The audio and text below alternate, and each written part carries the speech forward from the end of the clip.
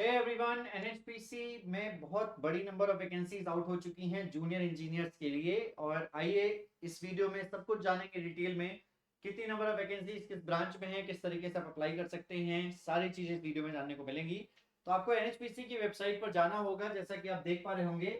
NHPC की website पर जाने के बाद आपको यहाँ पर करियर सेक्शन पर जाना होगा। करियर सेक्शन पर जाने के बाद आपको है वर्तमान अधिसूचना, बैकलॉग रिक्तियां, सामान्य सूचना, इस प्रकार से। तो अगर मैं वर्तमान अधिसूचना पर क्लिक करता हूं या फिर इंग्लिश सेक्शन पर जाकर भी देख सकते हैं। एनएचपीसी में कंप्यूटर आधारित परीक्षा के माध्यम से कार्यपालकों की भर्ती समीक्षा, इसको एक काम करते हैं, इसको इंग्लिश में कर लेते हैं ताकि ज्यादा अच्छे से समझ में आए। Notification for regarding recruitment of non executives in HPC limited, view details पर क्लिक करेंगे तो ये डिटेल नोटिफिकेशन आपके सामने खुल जाएगा।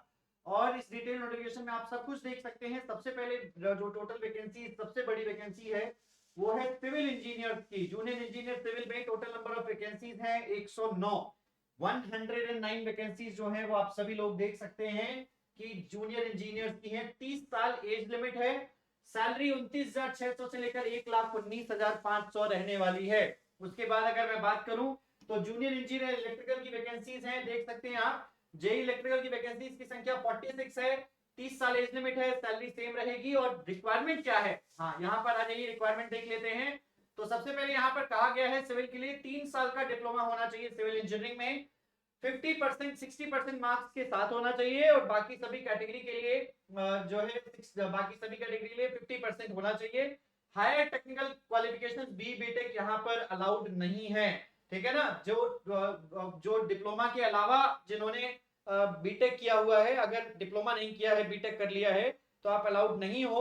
या फिर अगर आपने डिप्लोमा किया है और बीटेक भी किया है, फॉर एग्जांपल डिप्लोमा के बाद बहुत सारे कैंडिडेट बीटेक करते हैं, तो सिर्फ डिप्लोमा की डिग्री के आधार पर ही आप यहाँ फॉर्म पर फिल कर सकते हैं। बीटेक की डिग्री को भरिए ही मत, बीटेक की डिग्री को दिखाइए ही मत। सिर्फ डिप्लोमा की डिग्री के आधार, डिप्लोमा के आधार पर फॉर्म फिल कीजिए। इलेक्ट्रिकल में 46 नंबर ऑफ वैकेंसीज हैं। डिप्लोमा मांगा गया है, 3 साल का डिप्लोमा इलेक्ट्रिकल इंजीनियरिंग या उससे रिलेवेंट ब्रांचेस में। इसी के साथ मैकेनिकल में 49 वैकेंसीज हैं, आपको डिप्लोमा मांगा गया है 60% मार्क्स के साथ जनरल में और 50% मार्क्स के साथ बाकी अदर कैटेगरीज में। टोटल नंबर ऑफ वैकेंसीज 49 है। इसके बाद इलेक्ट्रॉनिक्स में भी वैकेंसीज हैं, टोटल 17 वैकेंसीज हैं जिसमें इलेक्ट्रॉनिक्स से डिप्लोमा मांगा गया है। और सुपरवाइजर की बात करें तो सुपरवाइजर में आप सभी लोगों को 3 साल का पॉलिटेक्निक डिप्लोमा अगर कंप्यूटर साइंस से है तो वो मांगा गया है। टोटल 1 वैकेंसीज ही सुपरवाइजर की यहाँ पर आई हुई है।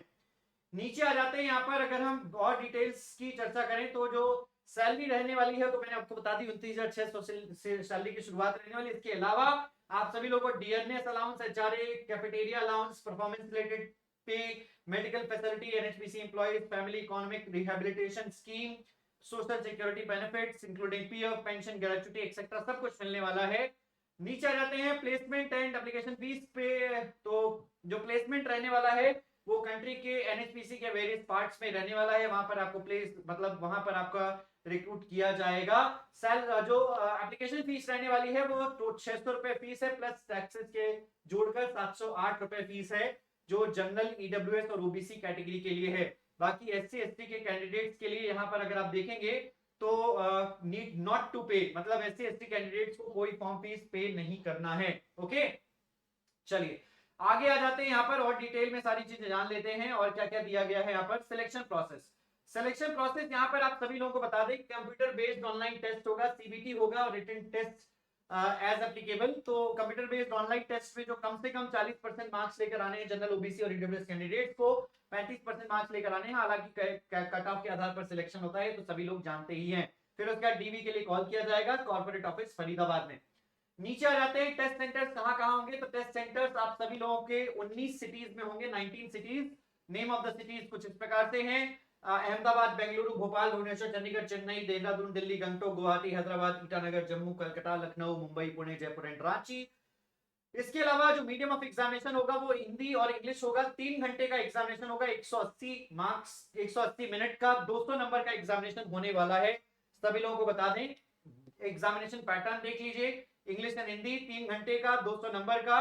पार्ट 1 में जो रहने वाले हैं 140 सवाल आपके डिसिप्लिन से रहने वाले हैं, यानी कि अगर आप इलेक्ट्रिकल से 140 सवाल इलेक्ट्रिकल के रहने वाले हैं, अगर आप मैकेनिकल से 140 मैकेनिकल के, इलेक्ट्रॉनिक्स के इसी प्रकार से। फिर उसके बाद पार्ट 2 में 30 क्वेश्चन जनरल अवेयरनेस के रहेंगे।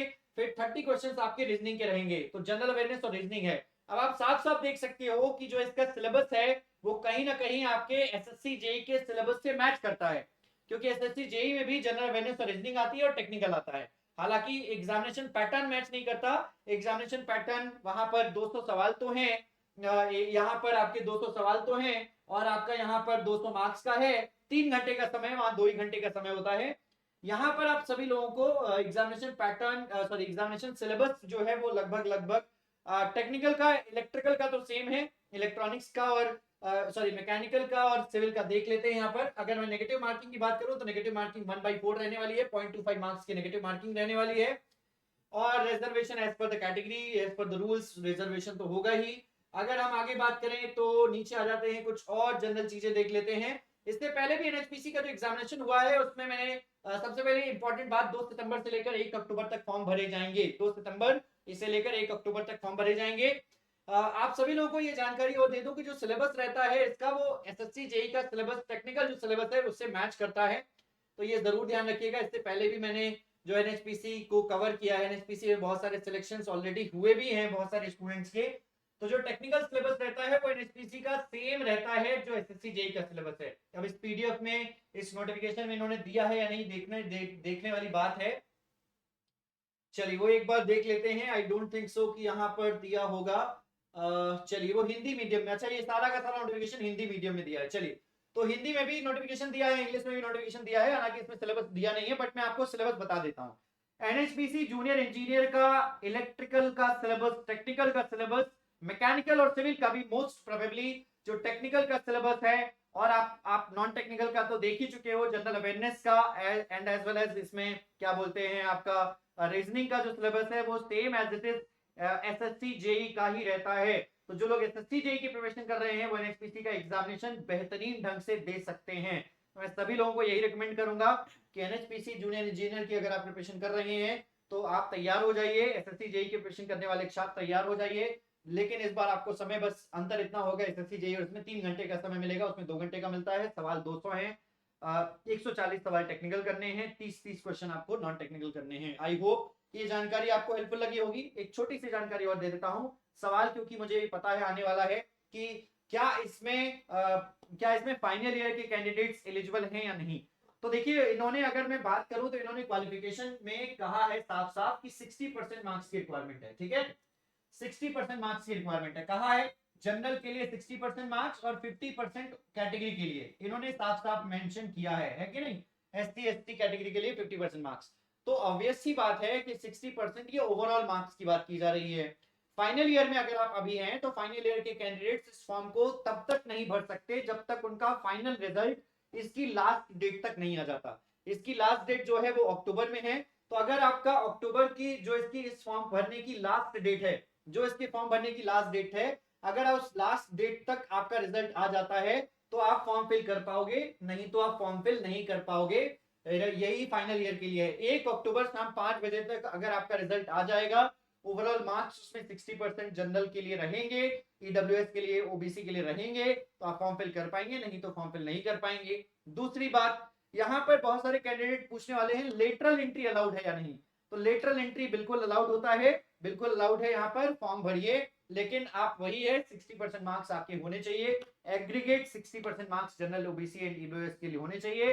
50% मार्क्स आपके एससी एसटी एंड पीडब्ल्यूडी वगैरह कैंडिडेट्स के लिए होने चाहिए।